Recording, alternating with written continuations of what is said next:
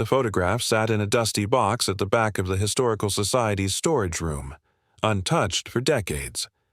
Alana had been working as an archivist for 3 years, and she thought she had seen everything the collection had to offer. Old portraits, faded documents, forgotten letters from people long dead. But on a cold Tuesday morning in October, she pulled out a photograph that would change everything she thought she knew about her job. The image showed a family from 1897, dressed in their finest clothes, standing in front of a modest farmhouse. 5 people smiled at the camera, but there was a 6th figure in the background, and that figure had no face. Alana first noticed the photograph while cataloging a donation from the estate of a woman who had died the previous summer. The boxes contained the usual assortment of family memorabilia, nothing particularly special or valuable. She had been working methodically through the items, scanning each photograph and recording basic information in the database. When she picked up the family portrait, she saw what appeared to be a typical late 19th century photo. A father, a mother, 2 children, and what looked like an elderly relative. They stood stiffly as people did in old photographs, waiting for the long exposure time to capture their images. The father wore a dark suit with a high collar. The mother's dress had intricate lace detail at the sleeves. The children, a boy and a girl, looked to be around 8 and 10 years old. Everyone appeared happy and healthy, frozen in a moment of domestic tranquility. It was only when Alana placed the photograph under the magnifying lamp to check for damage that she noticed the anomaly. Behind the family, partially obscured by the mother's shoulder, stood another figure. The shape was human, roughly the same height as the mother, but where there should have been a face, there was only a blank, smooth surface. No eyes, no nose, no mouth, just an empty oval where features should have been. Alana blinked and looked again, certain her eyes were playing tricks on her, but the figure remained, clear and undeniable under the bright light of the lamp. Her first thought was that the photograph had been damaged. Perhaps the emulsion had worn away in that specific spot, or maybe someone had deliberately scratched out the face in an act of anger or revenge. She had seen similar defacement in other old photographs. Usually when families wanted to erase a disgraced relative from their history. But as she examined the image more closely, she realized this was different. The blank area had the same texture and tone as the rest of the photograph. There were no scratches, no signs of chemical damage, no indication that the face had ever been there at all. Alana decided to scan the photograph at high resolution. She carefully placed it on the flatbed scanner and watched as the machine processed the image line by line. When the scan was complete, she opened it on her computer and zoomed in on the faceless figure. At this magnification, she could see every detail of the photograph's grain structure. The figure was wearing what appeared to be a dark coat or cloak. Its posture suggested it was standing upright, facing the camera just like the rest of the family. But the face remained blank, as if someone had simply forgotten to develop that portion of the image. She spent the next hour trying to rationalize what she was seeing. Could it be a double exposure? She had seen plenty of those in old photographs where 2 different images were accidentally combined on the same plate. But double exposures created ghostly, translucent overlays, not solid figures with missing features. Could it be a reflection on the photographic plate? Again, that did not match what she was seeing. The figure was too distinct, too deliberately positioned within the frame. Alana called her colleague, Brielle, who worked in the conservation department. Brielle had a degree in photographic chemistry and had spent years studying the technical aspects of early photography. If anyone could explain this anomaly, it would be her. Brielle arrived 20 minutes later, coffee in hand, and peered at the computer screen with professional interest. She asked Alana to zoom in further, then studied the pixel structure of the image. After several minutes of silence, she sat back in her chair and shook her head. The photograph was genuine, Brielle confirmed. There was no evidence of manipulation or damage. The faceless figure was part of the original image, captured at the same moment as the rest of the family. Brielle suggested they examine the actual photograph again, this time using specialized equipment from the conservation lab. They spent the afternoon analyzing the image under various wavelengths of light, checking for any signs of alteration or repair. Every test came back negative. Whatever was in that photograph had been there since 1897. That night, Alana could not stop thinking about the image. She had taken a copy home with her, and she found herself studying it repeatedly, searching for some logical explanation. The family looked so normal, so ordinary. They were clearly posing for an important portrait, probably taken by a traveling photographer who came through their town once or twice a year. These photographs were expensive in those days, a significant investment for most families. Why would they allow a faceless figure to appear in such an important image? And, more troubling, why did none of them seem to notice or react to its presence? The next morning, Alana began researching the family's history. The photograph had come with a small collection of papers, including a few letters and a Bible with names and dates recorded inside. From these documents, she learned that the family's surname was Morrison. The father's name was Kevin Morrison, and he had been a farmer in a small rural community about 60 miles from the city. His wife was named Sage, and their children were Remy and Andres. The elderly person in the photograph was Kevin's mother, though Alana could not find her first name in any of the papers. Using this information, Alana turned to the census records. She found the Morrison family in the 1890 census, living in a township called Blackwater Creek. Kevin was listed as a farmer, 32 years old. Sage was 28. Their children, Remy and Andres, were 6 and 4 at the time.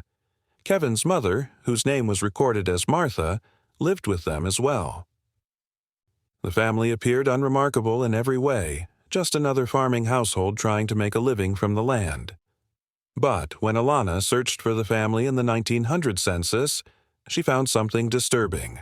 Kevin, Sage, and Martha were still listed at the same address, but only one child was recorded. Andres was there, now 14 years old, but Remy had disappeared from the record entirely.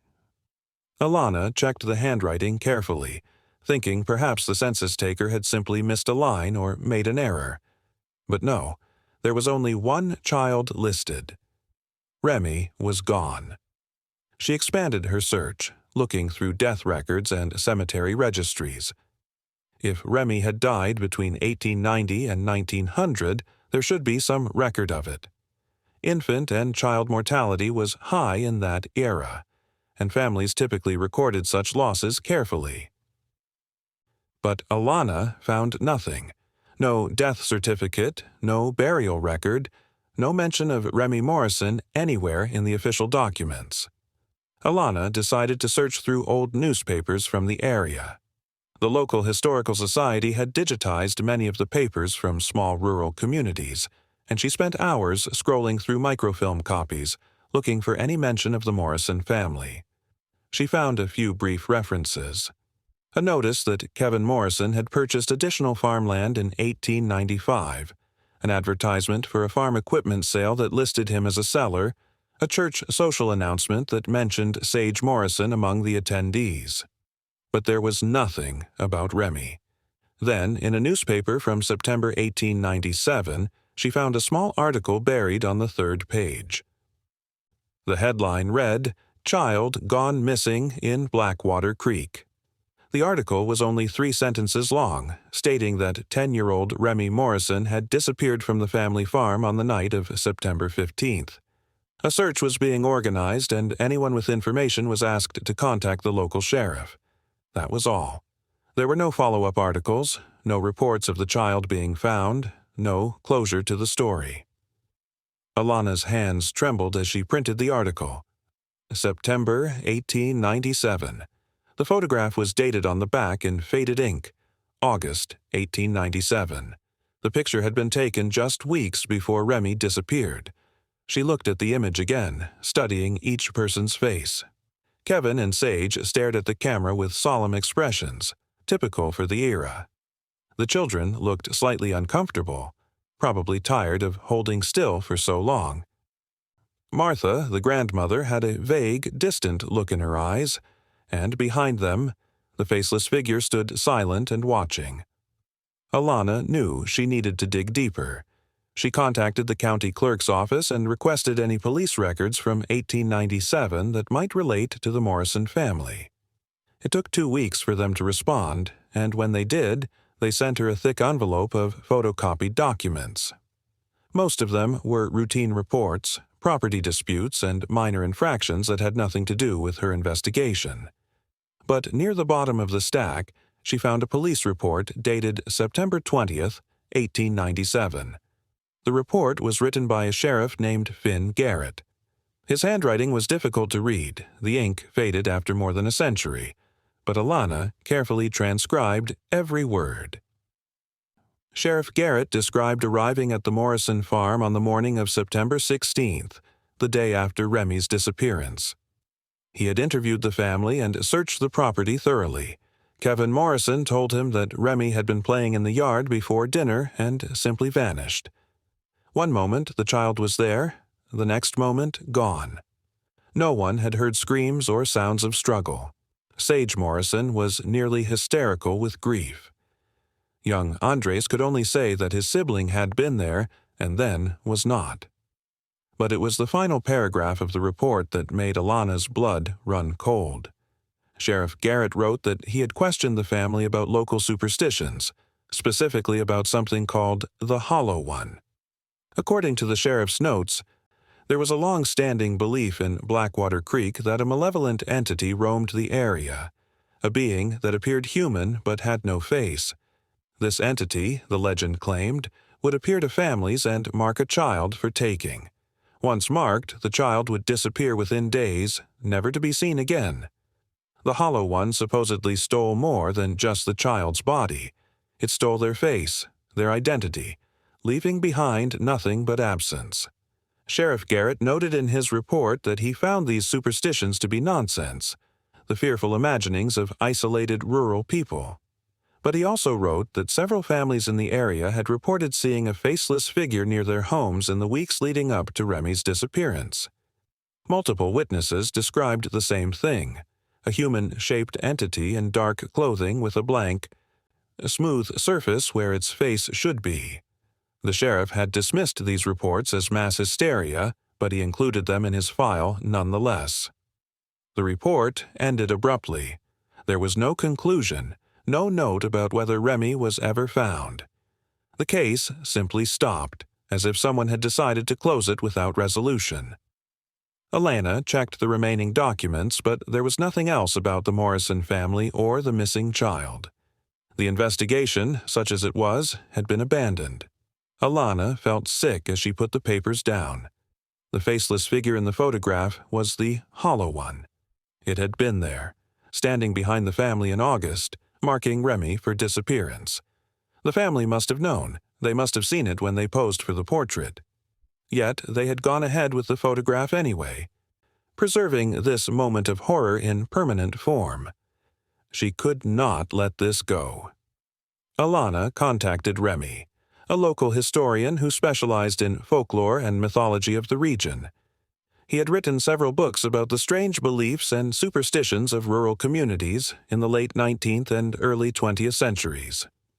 If anyone knew about the Hollow One, it would be him. They met at a coffee shop near the university where he taught. Alana showed him the photograph and the police report, watching his expression change from curiosity to shock.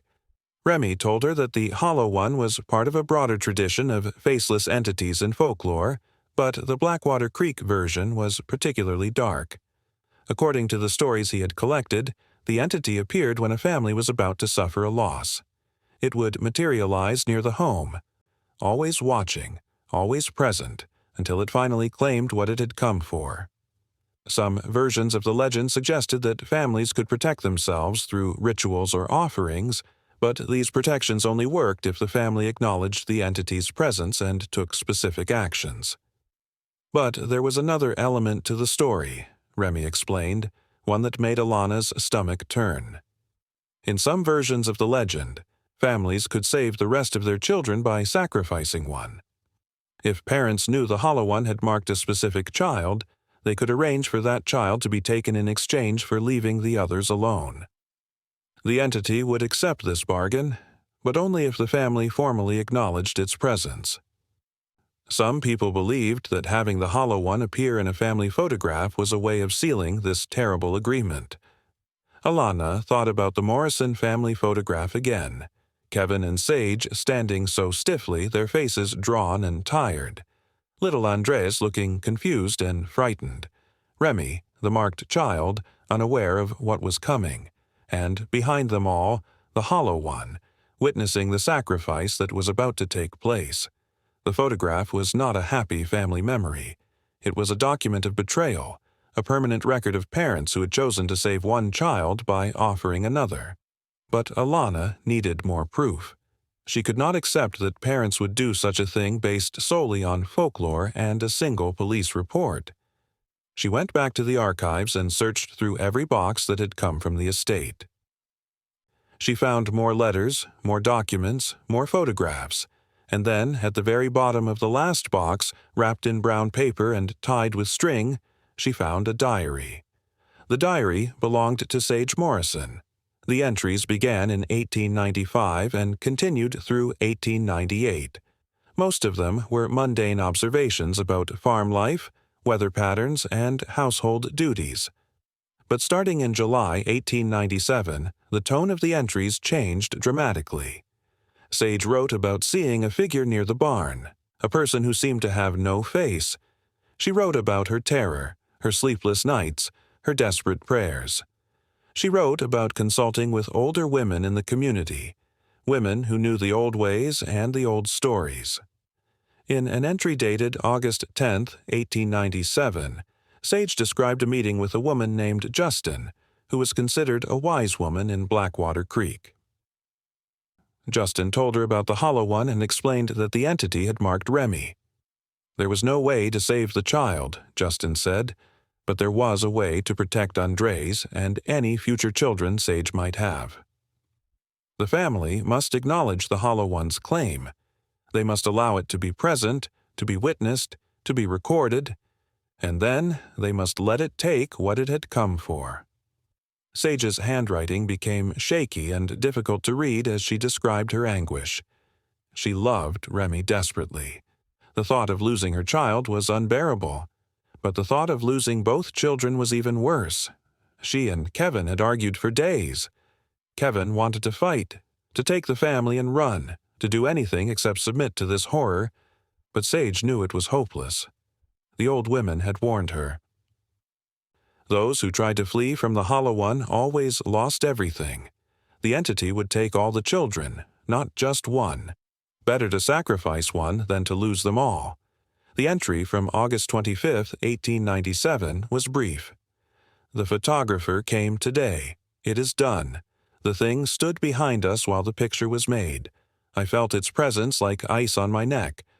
Remy does not know. We have not told our child what is coming. Perhaps that is the greatest sin of all.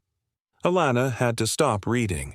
She sat in the quiet archive, surrounded by the accumulated debris of dead people's lives, and felt tears running down her face. The Morrisons had not been evil. They had been desperate, terrified parents faced with an impossible choice.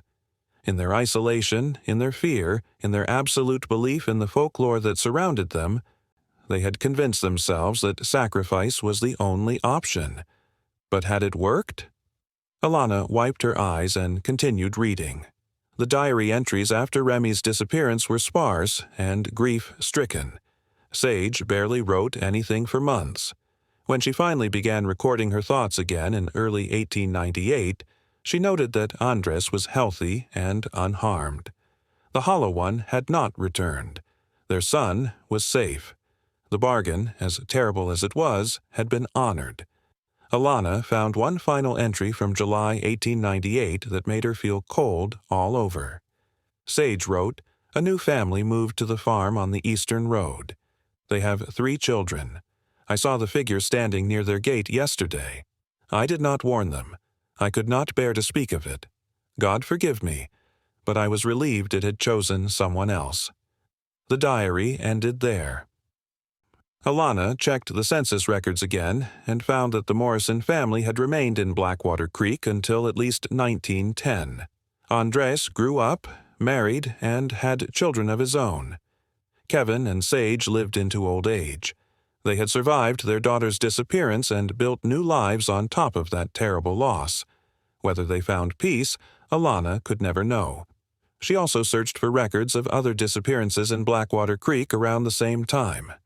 What she found horrified her. Between 1880 and 1920, at least 15 children had vanished from the area without explanation. The pattern was always the same. A child would be reported missing.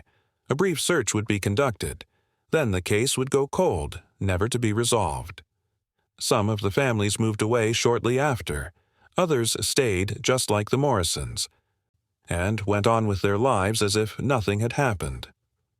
Alana wrote a detailed report about her findings and presented it to the Historical Society's Board of Directors. She expected skepticism, even mockery. Instead, she found somber acceptance. Several of the older board members nodded as she described the Hollow One legend. One woman, nearly 80 years old, mentioned that her grandmother had come from Blackwater Creek and had told stories about a faceless thing that took children. These were not comfortable histories to preserve, but they were histories nonetheless. The photograph was eventually put on display in a special exhibition about folklore and photography.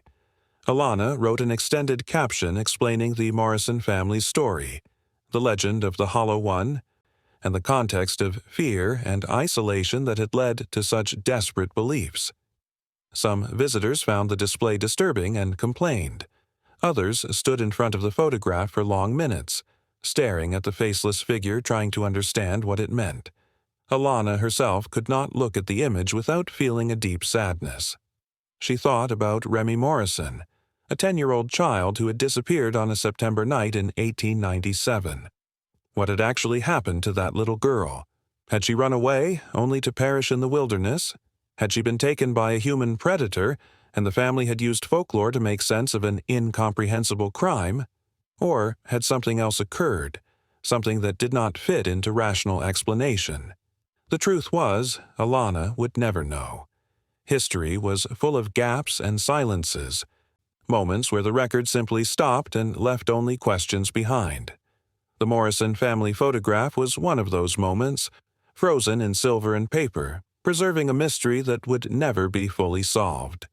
It stood as a reminder that not all history was glorious or uplifting. Some history was dark, filled with fear and grief and choices that could never be undone.